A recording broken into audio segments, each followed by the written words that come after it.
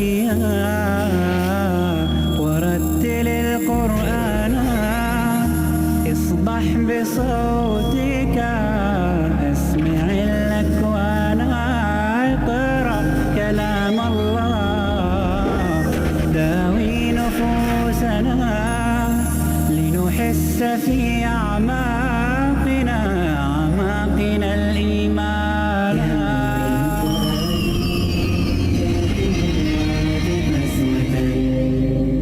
فإذا وعدنا من اللالان فؤاد كالحجارة مسودا.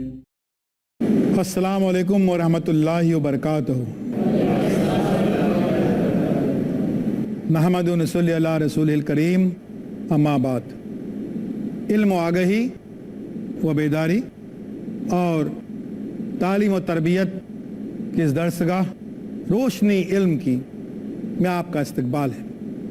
ہم اس بزم میں، اس درسگاہ میں، اس تعلیم گاہ میں ان موضوعات پہ بات کرتے ہیں جن کا براہ راست اثر ہماری زندگی پر ہے، ہماری قوم کی زندگی پر ہے اور ہماری قوم کے نوجوانوں کی زندگی پر خصوصی طور پر ہے، جس کی وجہ سے ہماری پیش رفت نہیں ہو رہی ہے، ہم آگے نہیں بڑھ پا رہے ہیں، ہم ترقی نہیں کر پا رہے ہیں. ایسا ہی ایک موضوع ہے جس میں آج بات کر رہے ہیں، اور وہ ہے کہ بے حرمتی قرآن کی، کہ قرآن مجید ہماری عظیم ترین کتاب، آخری پیغمبر کے ذریعے سے پہنچا ہوا آخری پیغام اللہ تبارک و تعالیٰ کا ایک مکمل نظام حیات، ایک مکمل نصاب حیات. یہ اس درج جو عظیم ترین ہماری کتاب ہے، اس کتاب کی بے عزتی اگر کوئی کرے تو واقعی ہم بڑے جوشیلے اور جذباتی ہو جاتے ہیں. اس کے تعلق سے کبھی کوئی سنکی قسم کا کوئی ایک پادری جس نے بھی اعلان کیا تھا کہ نعوذ باللہ قرآن کی جلدوں کو جلائے گا، کبھی کوئی اعلان کرتا ہے کہ اس میں کچھ ترمیم کی ضرورت ہے، نعوذ باللہ اس میں کوئی تخفیف کی ضرورت کا بھی اظہار کرتا ہے، کوئی اضافے کی بات بھی کرتا ہے، کوئی یہ کہتا ہے کہ یہ فلاں یہ 24 آیتیں جو ہیں وہ آج کے زمانے سے میل نہیں کھاتی، ان کو نکال دیجئے. قرآن کی بڑھتی ہوئی جو مقبولیت ہے، جو میں شہرت نہیں کہہ رہا ہوں، شہرت بہت معمولی چیز ہوتی ہے، ہم نے کہا مقبولیت یعنی قبول ہوتی ہوئی چیز، جس کو لوگ قبول کر رہے ہیں، جا بجا قبول کر رہے ہیں، مختلف جگہوں پر قبول کر رہے ہیں. اس قبولیت، اس مقبولیت کو دیکھ کر جو ہے، جب لوگ اتنے ہراساں اور پریشان ہیں کہ وہ قرآن کی بے عزتی کرتے ہیں، بے حرمتی کرتے ہیں، اور اس پر ہم بڑے جوشی جذباتی ہو جاتے ہیں. ہم کئی مرتبہ بند پکارتے ہیں، کاروبار بند کرتے ہیں، دکانیں بند کر دیتے ہیں، کبھی جو ہے وہ پتھراؤ پہ بھی آتے ہیں ہمارے نوجوان، اور مختلف قسم کی باتیں ہمارے یہاں پر، ہمارے محلوں میں، ہماری بستیوں میں، ہر گلیوں میں، ہمارے قصبوں میں، گاؤں میں، دیہاتوں میں، شہروں میں یہ ہوتے رہتا ہے. کیوں؟ کیونکہ ہم برداشت نہیں کر سکتے قرآن کی بے حرمتی. لیکن کیا کبھی ہم نے یہ سوچا ہے کہ بدقسمتی سے ہماری ہی عظیم ترین کتاب کی بے حرمتی یا بے عزتی ہم خود بھی کر رہے ہیں؟ ہم خود کر رہے ہیں. کیسے کر رہے ہیں؟ اس کو جاننے سمجھنے کے لیے آپ کو سمجھنا ہوگا کہ آج ہمارے گھروں میں قرآن کا استعمال کہاں ہو رہا ہے، ہمارے سماج میں، ہمارے معاشرے میں قرآن کا استعمال کہاں اور کیسے ہو رہا ہے. نمبر 1، ہمارے یہاں پر قرآن کا استعمال ہوتا ہے جب ہم نئے گھر میں داخل ہوتے ہیں، تب اس کو ہم بڑے ہی عقیدت کے ساتھ لے کے جاتے ہیں برکت کے لیے. یقیناً وہ اللہ کا کلام ہے، برکت تو اس سے ملے گی، کوئی دو رائے نہیں اس کے اندر. لیکن وہ صرف برکت کی کتاب نہیں ہے، وہ برتنے کی کتاب بھی ہے، اس کے جو احکام ہیں ان پر عمل کرنے کی بھی وہ کتاب ہے۔ وہ تو صرف وہ برکت کی کتاب نہیں کہ اس کو برکت کے لیے ہم ہمارے گھروں میں لے کے جائیں، پہلا کام یہ ہوتا ہے۔ قرآن کا دوسرا استعمال ہمارے گھروں میں ہماری طاق پر سب سے اوپر بڑی خوبصورت ریشمی قیمتی رومال میں ہم گانٹ در گانٹ مار کے اس کو رکھتے ہیں ایسی جگہ پر کہ وہاں پر کسی کا ہاتھ نہیں لگے۔ ہاتھ نہیں لگے یعنی پڑھنے میں نہیں آئے۔ اتنی گانٹیں کھولنے کے لیے سوچنا پڑے، کوئی صفائی کرنی ہے سال میں ایک بار، جب عید آئے گی یا رمضان کا چاند دکھائی دے گا تب وہ گانٹیں کھولیں گے ہم۔ سب سے اوپر یہ کہنے کے لیے بچوں کا ہاتھ، بچوں ہاتھ لگے کیا ہوتا ہے؟ ارے بچے 2-3 سال کے بچے جو ہیں ان کا عادت ہو جائے قرآن ہاتھ میں دینے کی، ان کو معلوم ہو جائے کہ ہماری مقدس ترین کتاب ہے، لیکن ان کو ریشمی کپڑوں میں لپیٹ کے رکھا جاتا ہے۔ نمبر 3 استعمال قرآن کا، اور وہ ہے شادی بیاہ میں ہم عموماً اپنی بیٹیوں کو قرآن دیتے ہیں، قرآن کا نسخہ دیتے ہیں۔ شادی بیاہ میں دیتے ہیں، کیا کرتے ہیں؟ ہم اس کو بطور جہیز دے رہے ہیں، گویا جس طریقے سے ایک فرنیچر دیتے ہیں ہے نا، کچھ کرسیاں دیتے ہیں، کچھ کبرڈ دیتے ہیں، اسی قسم کی ایک چیز قرآن ہے فرنیچر کے زمانے میں، نعوذ باللہ۔ جب بیٹی کو دیتے ہیں تو صرف دیتے ہیں کہ قرآن بیٹا لے کے جاؤ، لیکن ایک جملہ اس کے آگے یہ نہیں جوڑتے کہ بیٹا گھر میں جب تم کوئی تکلیف ہو جائے وہاں پر کوئی، تو اس سے رہنمائی حاصل کرو، کوئی مسئلہ ہو تب اس کی رہنمائی حاصل کرو۔ صرف یہی نہیں بلکہ زندگی میں پل پل ہر پل اسی سے رہنمائی حاصل کرتے رہو، یہ کبھی نہیں کہا جاتا۔ یہ اس سے بہت سارا فرنیچر ہے، ویسی وہ ایک چیز ہے قرآن، اور ان کو بیٹی کے ساتھ دیا جاتا ہے۔ چوتھا استعمال قرآن کا ہے فال دیکھنے کے لیے، فال دیکھنے کے لیے، یعنی فالنامہ بن گیا ہے، اتنی عظیم ترین کتاب جو ہے وہ فالنامہ بن گئی ہے فال دیکھنے کے لیے۔ پانچواں استعمال ہے قرآن کا، وہ ہے مردے کے ایصال ثواب کے لیے۔ آدمی جو مر گیا اس کے ایصال ثواب کے لیے قرآن پڑھا جاتا ہے۔ اب ایصال ثواب کے لیے قرآن پڑھنے کا مطلب اور مقصد ہمارے کو سمجھ میں نہیں آتا ہے۔ جو پڑھ رہا ہے قرآن ثواب اس کو ملے گا، سمپل فارمولہ ہے۔ میں پڑھ رہا ہوں اور وہ ٹرانسفر کر رہا ہوں کسی اور کو، ناممکن۔ تو ہم جب کسی یتیم خانے سے، کسی مدرسے سے بچوں کو بلاتے ہیں اور بیٹے کی قرآن خوانی ہو رہی ہے اور قرآن پڑھو، تو اس کا سارا ثواب جو ہے وہ جو بچے جو پڑھ رہے ہیں ان کو جائے گا، کیونکہ پڑھ تو وہ رہے ہیں، قرآن وہ پڑھ رہے ہیں۔ ہونا تو یہ چاہیے تھا کہ بیچارے جن کا انتقال ہوا ہے انہوں نے زندگی میں قرآن پڑھنا چاہیے تھا۔ بڑی دکھ کی بات ہے کہ ان کے ایصال ثواب کے لیے قرآن پڑھ کے سمجھ نجات ہو جائے گی، سمجھتے ہیں، جنہوں نے زندگی میں کبھی قرآن پڑھا ہی نہیں تھا، کبھی نہیں پڑھا۔ اب یہ یتیم خانے کے بچے جو ہے، مدرسے کے بچے، یہ قرآن پڑھ کے ان تک کیسے پہنچائیں گے؟ کیا طریقہ ہے ان تک پہنچانے کا؟ قرآن کا یہ استعمال ایصال ثواب۔ قرآن کا اور ایک استعمال بھی ہوتا ہے، اور وہ استعمال ہے جھوٹی قسمیں کھانے کے لیے۔ قرآن پر ہاتھ رکھ کر جھوٹی قسمیں کھانے کے لیے، یہ بھی بڑا رائج طریقہ ہے ہمارے یہاں پر۔ بڑے بڑے گناہ کرو، گھروں میں غلط کام کرو، کئی ایکسٹرا میریٹل ریلیشن شپس ہوتے ہیں، ازدواجی زندگی میں بیوی کو کوئی دھوکے دیے جاتے ہیں، ان سے چھپ چھپ کر برے کام کیے جاتے ہیں، بیوی یقین نہیں کرتی، اب بولیں گے کیا کریں گے یار؟ تو جان بچانے کے لیے وہ قرآن کے اوپر ہاتھ رکھو اور جھوٹی قسم کھا لو۔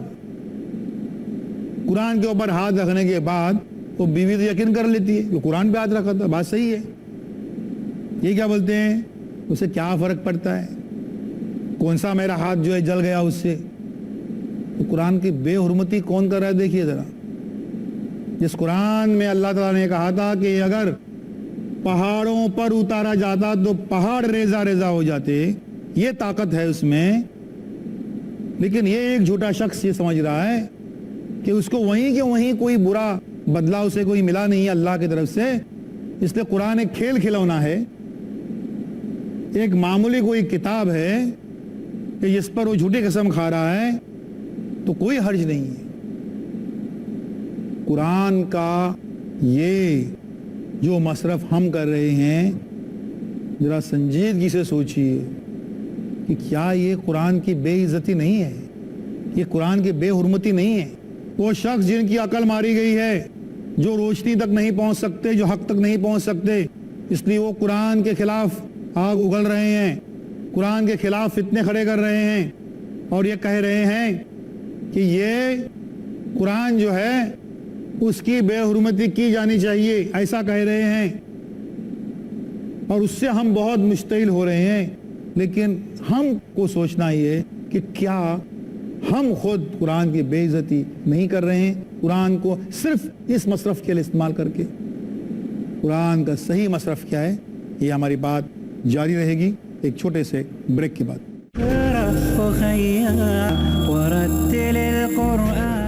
السلام علیکم ورحمۃ اللہ وبرکاتہ۔ روشنی علم کی، اس میں روشنی یہ حاصل کر رہے ہیں کہ قرآن کی جو بے حرمتی ہوتی ہے اوروں کی طرف سے ہوتی ہے، نادانوں کی طرف سے ہوتی ہے، گمراہوں کی طرف سے ہوتی ہے، لیکن ہماری طرف سے کیوں ہو رہی ہے اور کیسے ہوتی ہے؟ ہم نے ذکر کیا اس کا کن کن طریقوں سے۔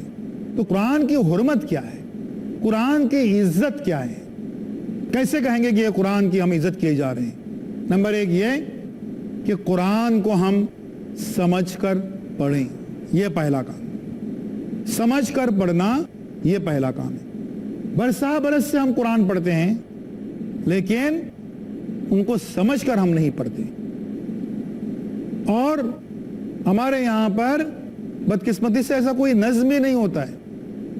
وہ ایسے مدارس جہاں پر یہ قرآن پورے حفظ کیے جاتے ہیں، وہاں پر بھی مطلب سمجھنے کا کوئی نظم نہیں ہوتا۔ مجھے یاد آتا ہے ایک بار جب میں عمرہ کے لیے گیا تھا اور مکہ معظمہ سے مدینہ منورہ جا رہا تھا، ہماری جو گاڑی تھی اس گاڑی کا ڈرائیور ایک حیدرآبادی تھا۔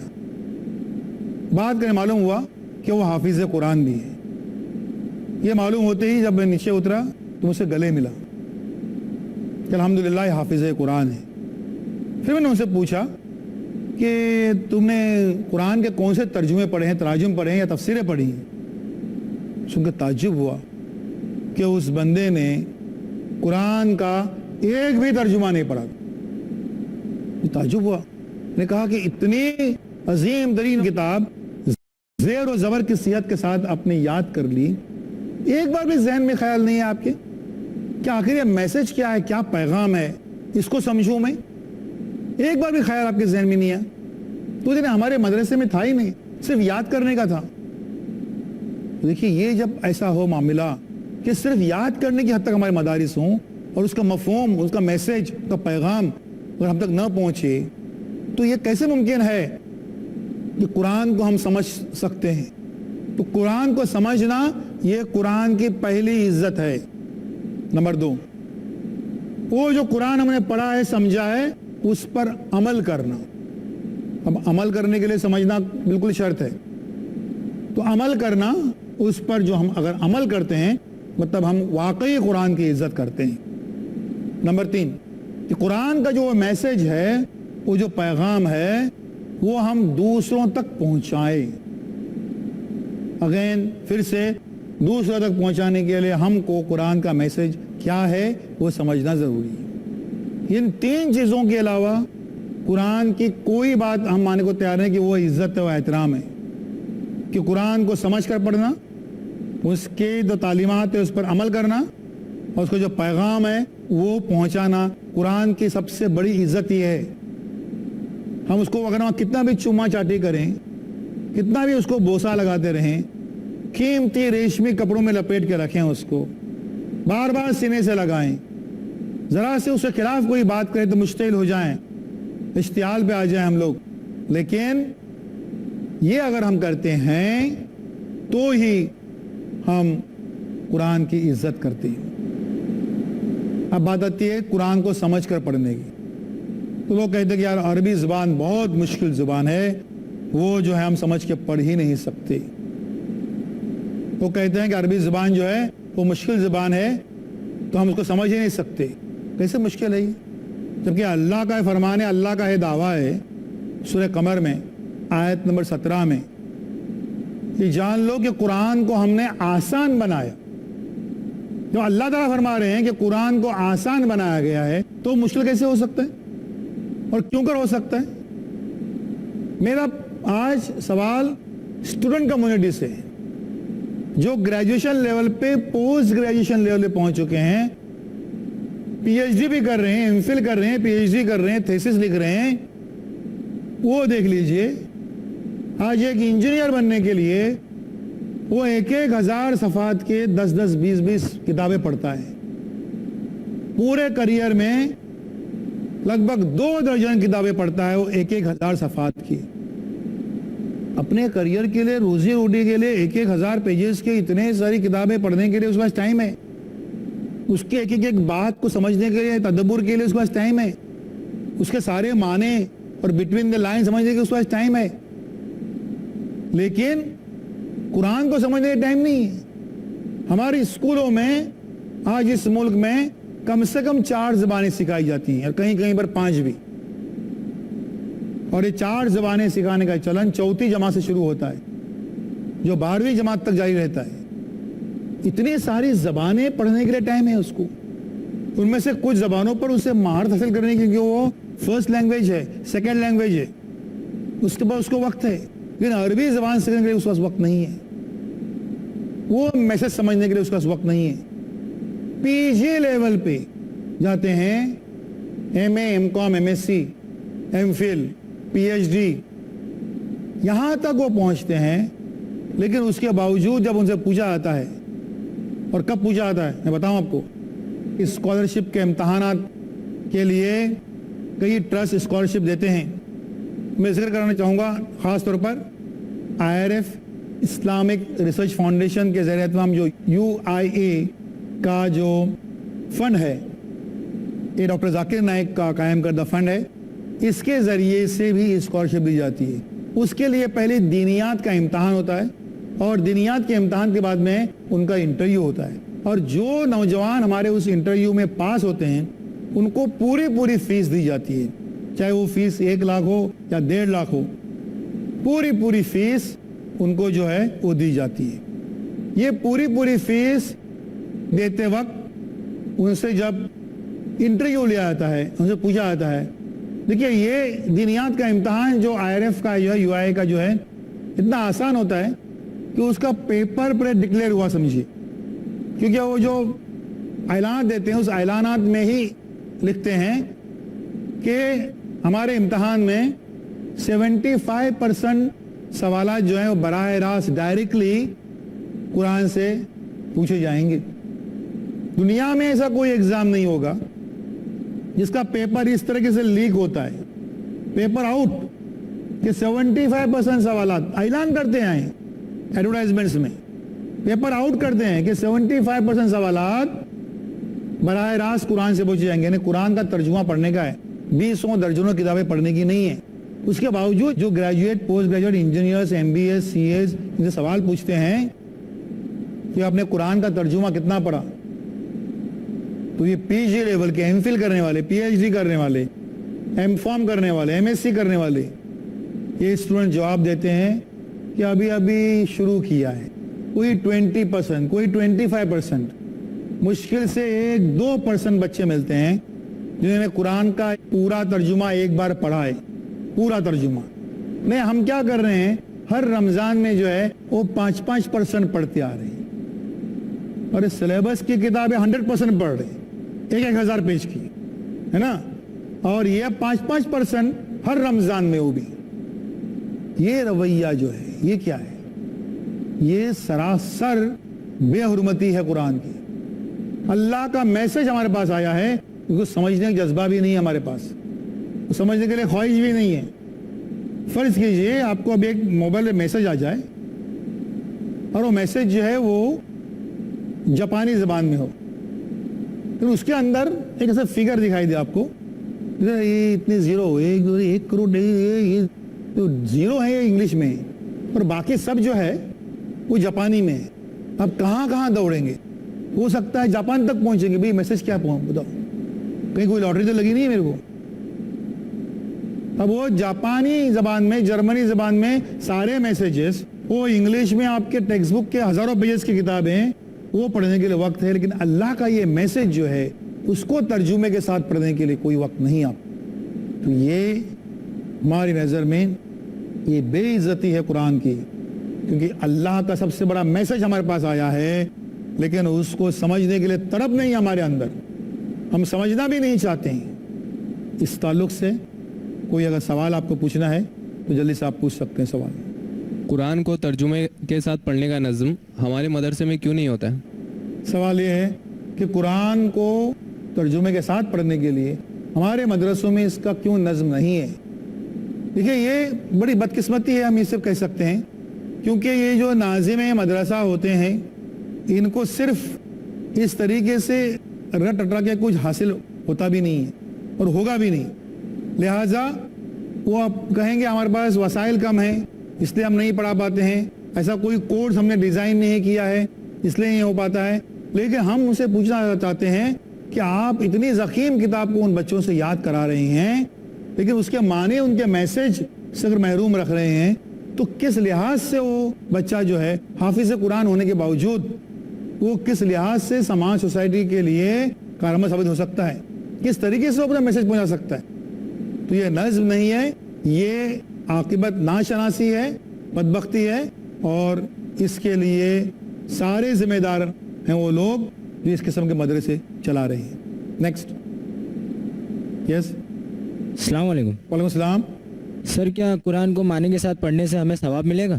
سوال یہ ہے کہ کیا قرآن کو ہم معنی کے ساتھ اگر پڑھتے ہیں تو ثواب؟